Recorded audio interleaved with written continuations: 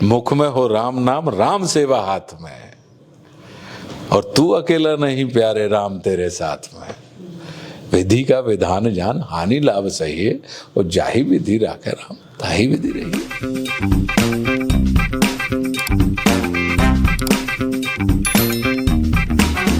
हिंदी माँ के आंचल में पल्लवित और पोषित कवि, विचारक, लेखक और अभिनेता आज हमारे साथ मौजूद हैं। तो बिना वक्त जाया किए मिलते हैं दबंग, दमदार और अद्भुत व्यक्तित्व वाले श्री आशुतोष राणा जी से। नमस्कार सर, आपका बहुत बहुत स्वागत है मेरे प्रोग्राम में। कैसे हैं सर आप? बस कृपा है परम पूज्य गुरुदेव भगवान की, स्वस्थ हूँ, प्रसन्न हूँ, कुशलता से हूँ। सर, सबसे पहले हम आपके माता पिता से शुरुआत करना चाहेंगे कि आपके माता पिता के ऐसे क्या गुण आप आज भी साथ में रखे हुए हैं जो आपको इतनी सफलता तक उन गुणों ने पहुंचाया है, ये हम जानना चाहेंगे। देखिए, अगर कोई एकाध गुण हो तो उसके बारे में उल्लेख किया जा सकता है। और जब पिता जब इस जगत को छोड़ते हैं, या माता जब इस जगत को छोड़ते हैं, तो वो पुत्र को पिता बना के जाते हैं, और माता पुत्र को माता बनाकर जाती है। तो जो कुछ भी आप देख रहे हैं, तो बच्चों के पास सिर्फ पिता की संपत्ति पर अधिकार नहीं होता, उनकी आपको संस्कृति भी मिलती है। तो जो कुछ भी आशुतोष राणा के पास आप देख रहे हैं, वो माता पिता का दिया हुआ है। पिताजी का साहस है, माताजी के विचार हैं, बहुत सारी चीजें हैं ऐसी। सर, आपका जो एक्टिंग करियर है, मैंने सुना है कि आपने कहा है कि आप दोस्ती नहीं करते अपने किरदार से। फिर बिना दोस्ती किए कैसे मुमकिन होता है इतना बखूबी उसको निभाना? क्योंकि मैंने कई हीरोज को देखा है, सुना है कि वो उस कैरेक्टर में घुस जाते हैं, एक एक महीना उसको जीते हैं, फिर उसके बाद वो निकल के आता है। पर आपके साथ ऐसा नहीं, तो वो कैसे? नहीं, मैंने ये नहीं कहा कि दोस्ती नहीं करता। मैंने ये कहा कि मैं अपने उन किरदारों को जो मुझे सेट पे मिलते हैं अपने साथ घर नहीं ले जाता जी। मैं उनको सेट पर ही छोड़ता हूँ, और घर को मैं अपने साथ सेट पर नहीं लेके आता। ये बिल्कुल वैसा ही है कि जैसे आप ऑफिस में काम करते हैं, जब ऑफिस की फाइल अगर आप अपने घर ले जाएंगे तो आपका परिवार बिगड़ जाएगा, और घर के काम को अगर आप ऑफिस में लेके आ जाएंगे तो आपका बाजार बिगड़ जाएगा। तो हमारी प्रक्रिया बिल्कुल आप उसको ऐसी माने कि जैसे एक ऑफिस वाला आदमी होता है, कि हमारे हिस्से के किरदारों को हम सेट पर उनके साथ बहुत अच्छी दोस्ती करते हैं, उनके साथ रहते हैं। उसके बाद जब सेट से जैसे ही पैकअप होता है, मैं उनको वहीं छोड़ता हूँ, उनसे कहता हूँ कि कल आपसे वापस मिलूंगा, और मैं अपने घर चला जाता हूँ। तो किरदार को आप हिंदी में पात्र कहते हैं, और पात्र का मतलब होता है कंटेनर। तो जैसे अब ये कप है, ये पात्र हो गया, इसके अंदर जो चाय है वो पदार्थ हो गई, ठीक।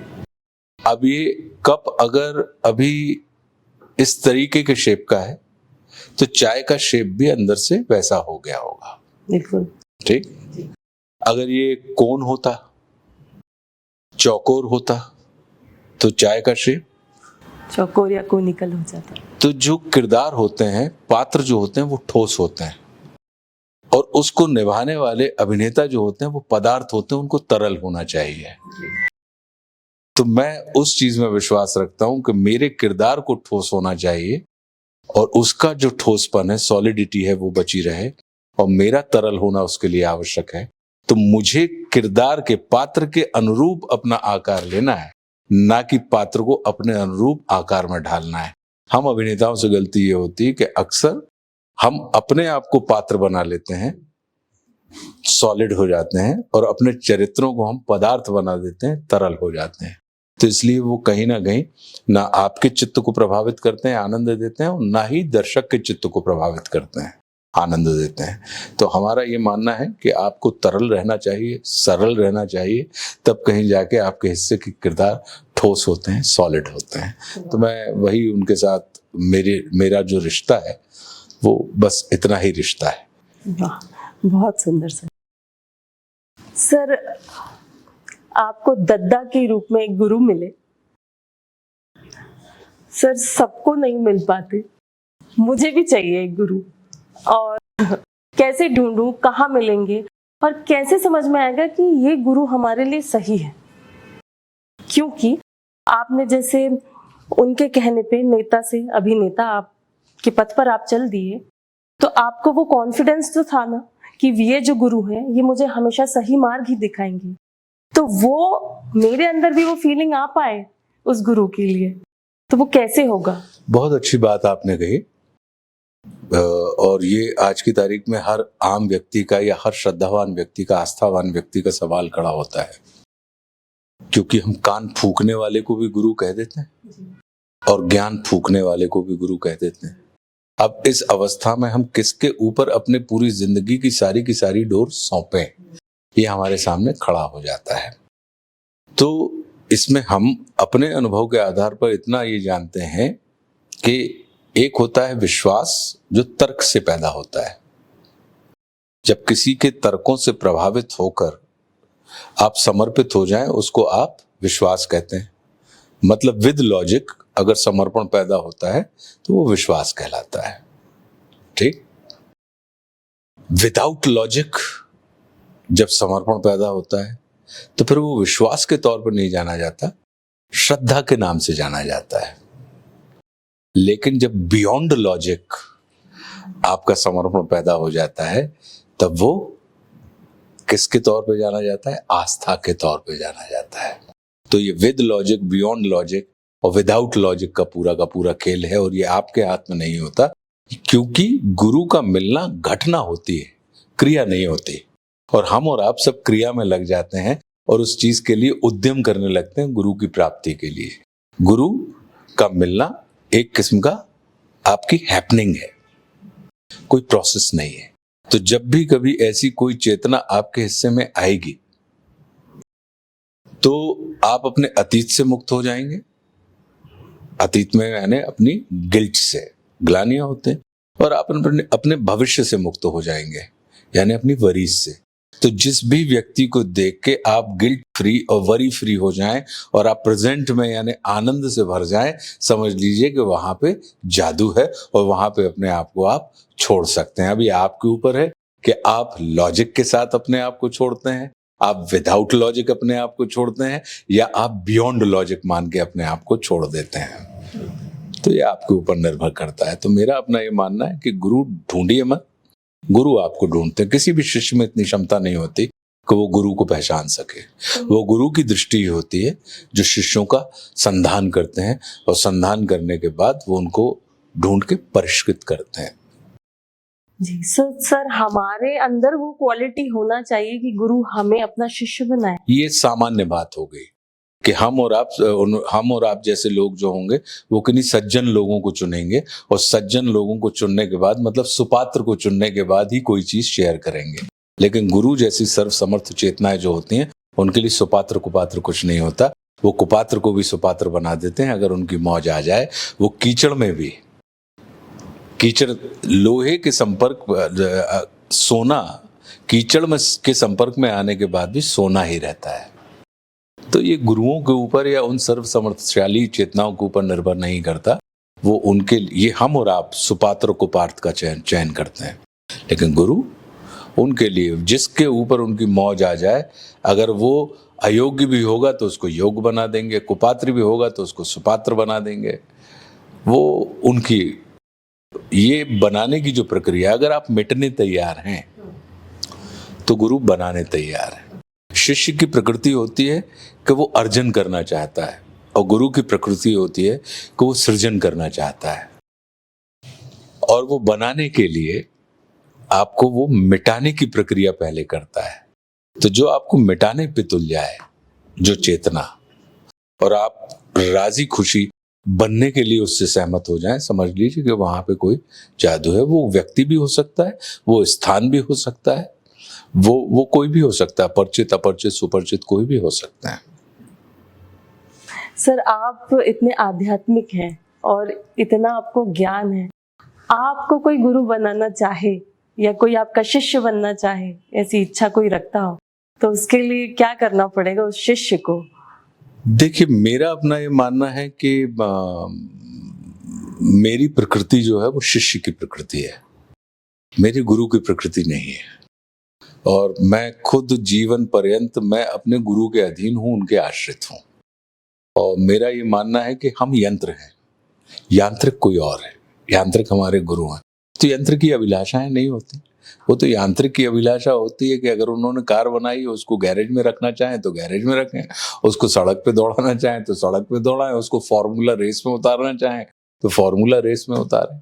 अगर किसी शस्त्र निर्माता ने अगर तलवार बनाई है तो तलवार की अभिलाषा थोड़ी होगी कि मुझे अब तुमने बनाया तो समर में ही उतारो। वो तो म्यान में भी रखेंगे या मैदान में रखें, वो उनकी इच्छा के ऊपर है। तो हमारा ये मानना है कि हमारी प्रकृति शिष्य की प्रकृति है। तो हमसे लाभ ये हो सकता है कि जिस मार्ग से हम चले उस मार्ग से हम अपने सहगामियों को, हम अग्रगामी नहीं लेकिन सहगामी और अनुगामी बहुत अच्छे हैं, तो हमें अनुगमन में विश्वास है और सहगमन में विश्वास है। क्योंकि हमारे अग्रगामी जो हैं हम सबको ले जाकर वहीं खड़ा कर देते हैं। पहले जब वो देह में थे, हमारे गुरुदेव परम पूज्य दद्दा जी, तो हमारे हिस्से में, हमारे संपर्क में आने वाले लोगों को हम वहां ले जाके खड़ा कर देते थे। अब विदेह है तो प्रार्थनाएं उनकी उन तक पहुंचा देते हैं कि जैसे आप हम पे कृपा करते हैं विदेह होते हुए, वैसे इन लोगों पर भी कृपा करें, इनके भी जीवन में कोई सदेह पुरुष या कोई सदेह चेतना इनके संपर्क में आ जाए जो कहीं ना कहीं इनका निर्देशन करे। तो फिर सर ऐसा क्यों कहते हैं कि हमें अकेले चलना चाहिए, या हमें अपना डिसीजन खुद लेना चाहिए, या सेल्फ एनालिसिस करना चाहिए, इंट्रोस्पेक्शन करो, अपने आप को पहचानो, कोई आपको हेल्प नहीं करेगा, आपको खुद अपना हेल्प करना पड़ेगा? फिर इस तरह से क्यों ऐसी मान्यता बनी? जिन आंखों से आप संसार देखते हैं, क्या उन आंखों को आप देख सकते हैं? नहीं देख सकते, है ना। अपनी ही वो आंखें, उनसे हम पूरा संसार देख पा रहे हैं, लेकिन उन आंखों को हम स्वयं नहीं देख पा रहे। तो अब उन आंखों को अगर आपको देखना है तो कहाँ जाने, किसके सामने खड़े होना पड़ेगा? आईने के सामने। आईने के सामने। तो जब आप आईने के सामने खड़े होंगी तो आपको अपनी आंख, अपने नाक, अपना पूरा नाक नक्श, पूरा सब कुछ अस्तित्व दिखाई देगा। हमारा हाथ आईने की तरफ बढ़ता है और जब आईने से टकराता है तो वहां कुछ नहीं है। तो हमें ये लगता है, करे ये तो बेकार की बात है, वहां कुछ भी नहीं है। तो आईना जो होता है उसकी सिर्फ उपयोगिता ये होती है कि तुम मेरी तरफ मत बढ़ो, मुझ में देखे, जहां दिख रहा है वहां नहीं है, जहां नहीं दिख रहा वहीं है। तो तुमको हाथ मेरी तरफ नहीं बढ़ाना है, तुमको हाथ मुझे देख के स्वयं की तरफ बढ़ाना है।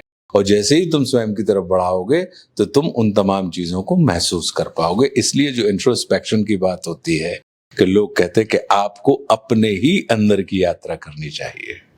तो वो जो प्रतिबिंब है, गुरु क्या करते हैं? गुरु आपके ब्रह्मांड को, जो आपके अंदर का ब्रह्मांड है, उससे आपको कनेक्ट कर देते हैं। वो आपको आपसे जोड़ देते हैं। वाह। तो जिसने आपको आपसे जोड़ दिया वो आपको अपने जैसा नहीं बनाते, वो आपको आपके ही जैसा बनाते हैं। तो ये जिस इंट्रोस्पेक्शन की बात चल रही होती है या हमें स्वयं के सोचने की बात चल रही होती है, जब आप स्व की यात्रा करते हैं, जब आप स्व को समझने लगते हैं, तभी तो आप संसार को समझ पाते हैं। जब आपकी स्व से दोस्ती हो जाती है तभी आपकी संसार से दोस्ती हो पाती है। जब आपका स्व के प्रति संदेह होता है तब आपका संसार के प्रति संदेह होता है।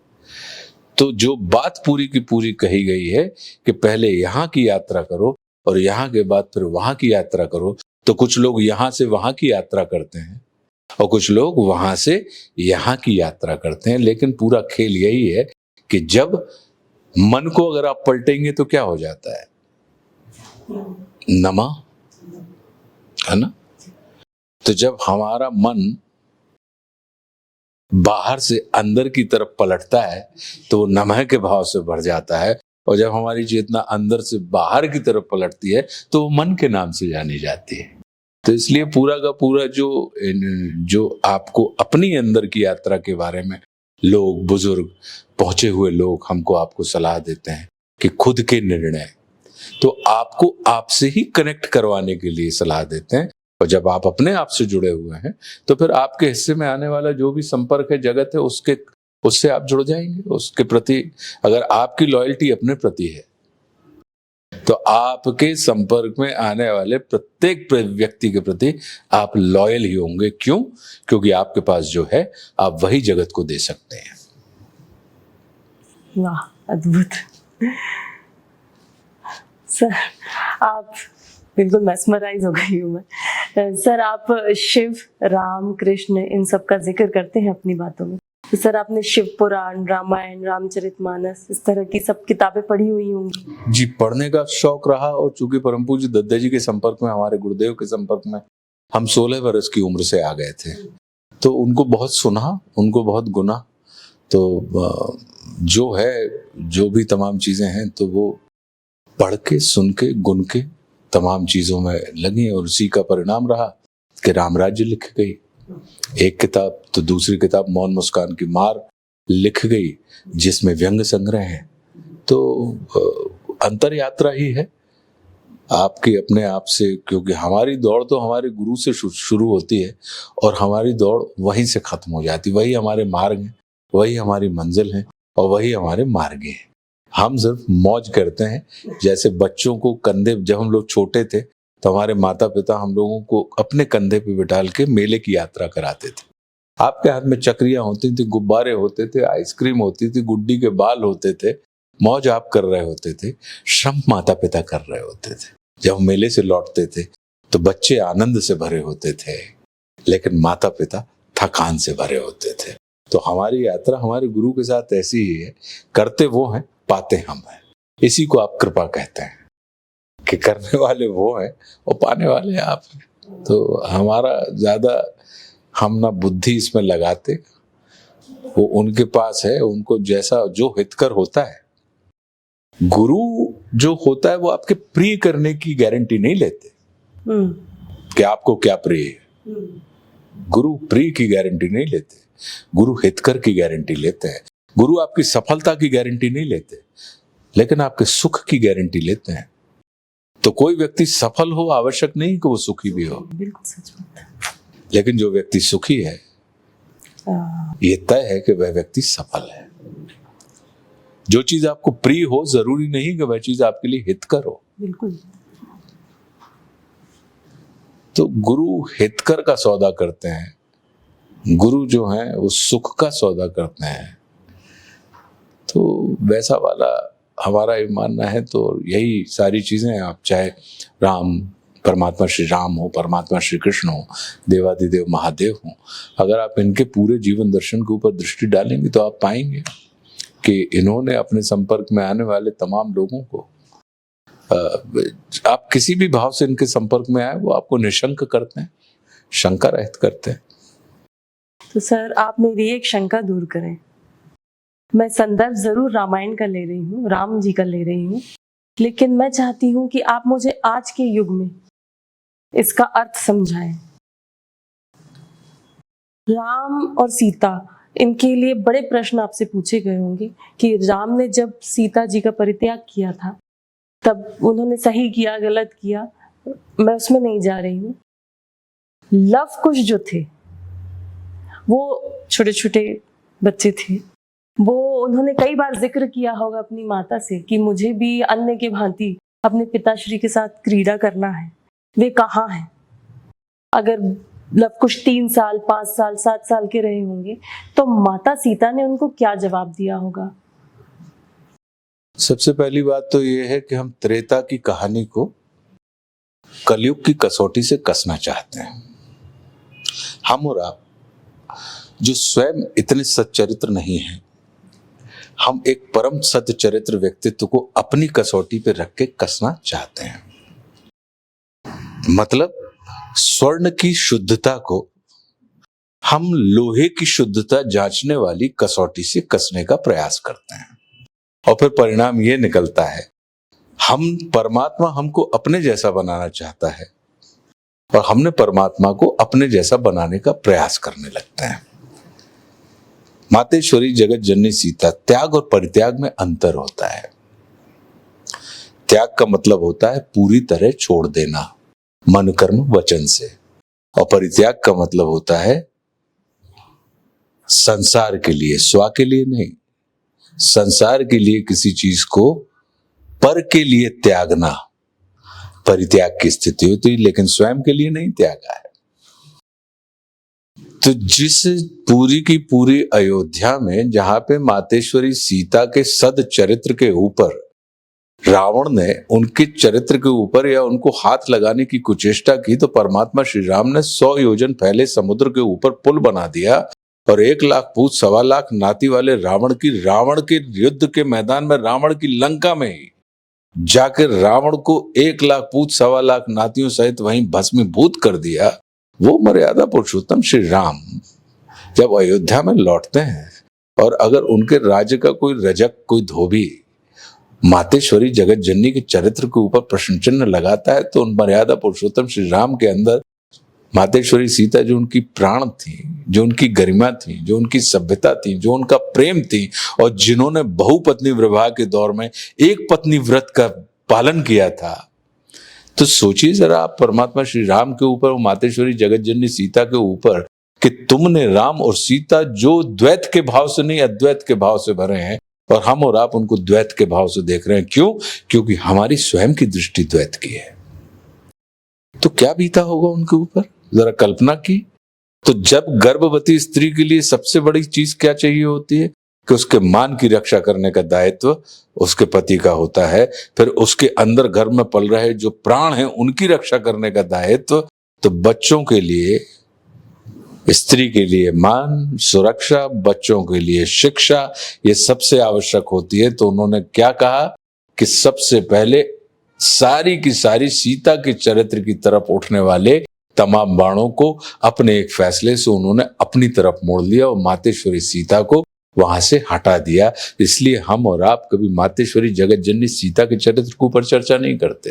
राम के डिसीजन को गलत सही के तौर पे हम और राम आज तक अग्नि परीक्षा में बैठे हुए हैं। हम और आप जो अपने भाई का के साथ समझौता नहीं कर पाते, हम और आप अपने पिता की सारी आज्ञाओं का पालन नहीं कर पाते, हम और आप एक पत्नी व्रत का पालन नहीं कर पाते हैं, वैसे लोग राम को अपने चरित्र प्रमाण पत्र लेके उनको कसने की, कसौटी पे कसने की कोशिश करते हैं। तो जरा आप सोचिए कि उनको हमने और आपने अग्नि परीक्षा में आज तक बिठाल के रखा हुआ है कि राम ने ये गलत किया, राम ने ऐसा सही नहीं किया। तो उन्होंने उस पूरी चर्चा में मातेश्वरी सीता को उस पक्ष से हटा ही दिया और उनको कहां रखा?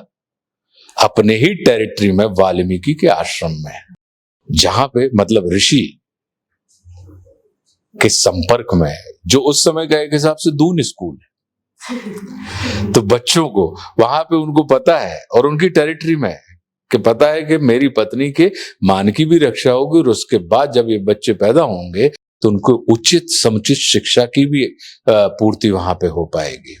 ये हम और आप भेद करके देखते हैं मातेश्वरी जगत जननी सीता को और रामचंद्र जी को, लेकिन वो तो अद्वैत भाव से भरे हुए हैं, वो तो सीताराम के भाव से भरे हुए हैं। ये तो हम और आप हैं जो कहीं ना कहीं सिर्फ जय श्री राम की चर्चा करने लगते हैं या सिर्फ सीता जी की चर्चा करने लगते हैं।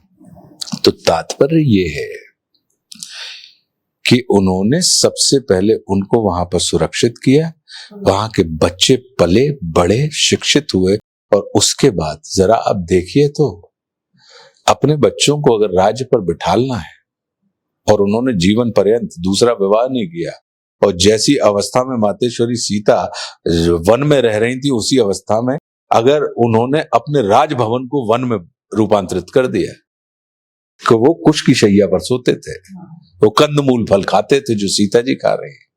तो हम और आप तो साथ में रहते पति पत्नी धर्म का पूरी सुशीलता के साथ निर्वाह नहीं कर पाते, और यहाँ पर वो दूर होने के बाद भी एक दूसरे के साथ पवित्रतापूर्ण और विश्वास के संबंध।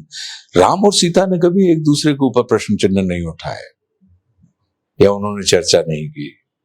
ये हम और आप हैं, उनके भक्तों को, मतलब हम जैसे लोगों को उनसे ज्यादा हम और आप हैं जो अयोध्या के उस समय उस रजक की भांति, दुर्मुख की भांति हम और आप दुर्मुख बने हुए हैं। तो तात्पर्य ये है कि उन्होंने वहां से उनको हटाया, शिक्षा की व्यवस्था की, बच्चे जब बड़े हुए, और दूसरी बात, आज हम और आप पितृसत्तात्मक समाज में हैं। हमारा जगत तो मात्र सत्तात्मक रहा है। कौशल्या नंदन यही जाने जाते हैं, कैकेयी नंदन, यशोदा नंदन, सीता नंदन। तो माँ एक समय तक, जब तक बच्चे किशोरावस्था में होते हैं तब तक शिक्षा की आवश्यकता होती है, और माँ से बड़ी माँ उस समय अपने बच्चों के शिक्षा देके ब्राह्मणत्व का कार्य भी, माँ ब्राह्मण भी है। माँ चूंकि बच्चों की रक्षा करती है तो माँ क्षत्रिय भी है। माँ बच्चों का पोषण करती है तो माँ वैश्य भी है, और माँ बच्चों का सेवा करती है तो माँ सेव्य भी है, शूद्र भी है। तो माँ तो इन चारों अवस्थाओं को जीतने वाली है, और वो मांस पिंड को, जो एक मांस का लोंढा था, उसके अंदर जीवन का संचार करने वाली।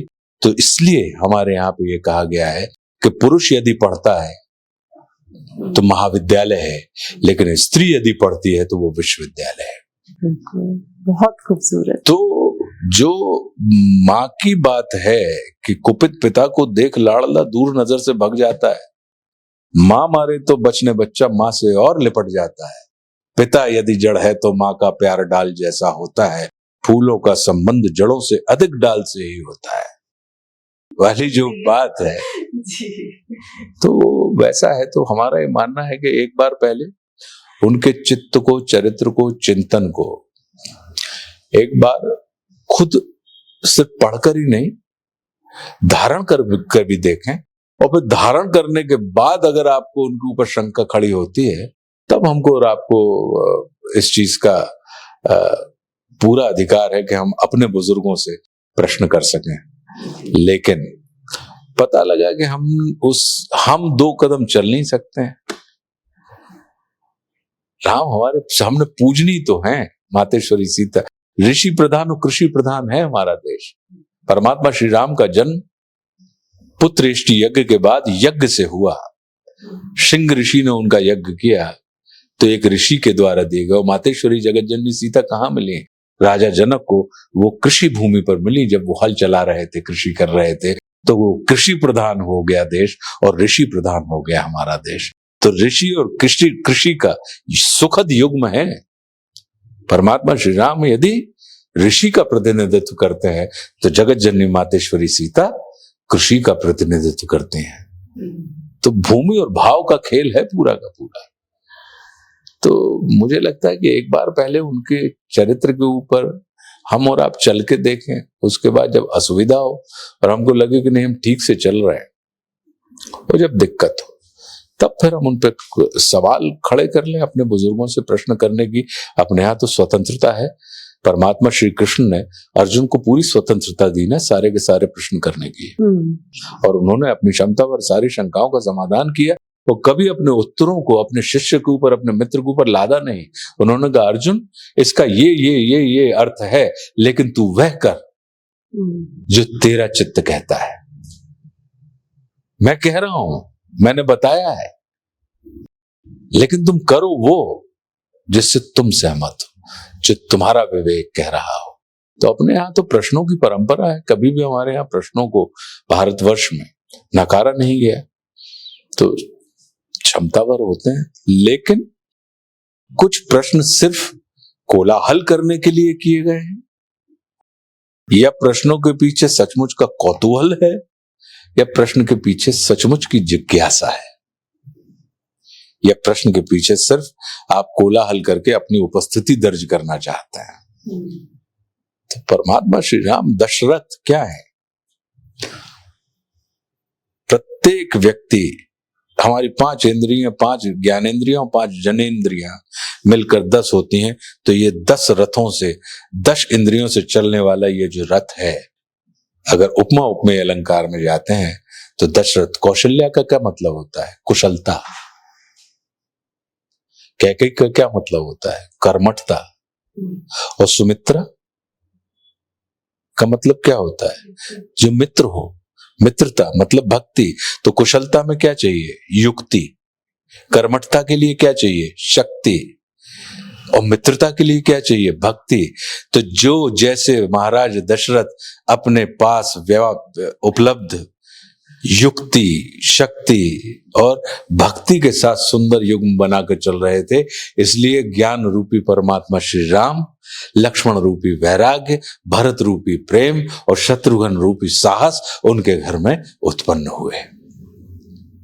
तो हम भी अगर अपने अंदर की कुशलता, कर्मठता और मित्रता के साथ अगर योग सुखद संयोग बना के चलते हैं तो हमारी राम का मतलब ही होता है रोम रोम में प्रवाहित होने वाली चेतना। तो यानी आपका शरीर हो, आपकी देह भी अयोध्या है, मेरी देह भी अयोध्या है, इस जगत में जितनी भी देहें हैं सब अयोध्या है। क्यों? क्योंकि प्रत्येक रोम में राम प्रकाशित हो रहे हैं। नाम का ये अर्थ। और अयोध्या का क्या मतलब होता है? जहां युद्ध नहीं हो। जब तक रहेंगे परम पूज्य हनुमान जी महाराज, जब तक इस जगत में राम है, और जब तक इस जगत में राम है तब तक हनुमान जी महाराज वर्तमान है। हनुमान जी महाराज पवन पुत्र हैं, वायु पुत्र। तो अगर उपमा उपमेय अलंकार में जाएंगे तो हम कैसे, वायु जब तक है तब तक राम बचे हैं, और जिस पल वायु जाएगी उस पल राम चले जाएंगे। इस तन भीतर 10 द्वारे हैं, कौन कहां कड़ जाने, कहवे को हो जाए ईसरी, ऐसे हते फलाने। तो जब तक हनुमान जी महाराज हैं तब तक रामचंद्र जी हैं, और जब तक रामचंद्र जी हैं तब तक हनुमान जी महाराज। हम और आप, वायु अगर बंद हो जाए, श्वास लेना हम बंद कर दें तो क्या राम बचेंगे? तो इसलिए सीताराम सीताराम सीताराम भजिए, जाई विधि राखा राम, ताही विधि रहिए। मुख में हो राम नाम, राम सेवा हाथ में, और तू अकेला नहीं प्यारे राम तेरे साथ में। विधि का विधान जान, हानि लाभ सही है, और जाही विधि राखा राम, ताही विधि रहिए। बहुत बहुत धन्यवाद सर। ये हमारी तरफ से आपके लिए एक छोटा सा बहुत बहुत तुलसी का पौधा। मातेश्वरी। बहुत बहुत धन्यवाद हमारे शो में आने के लिए सर।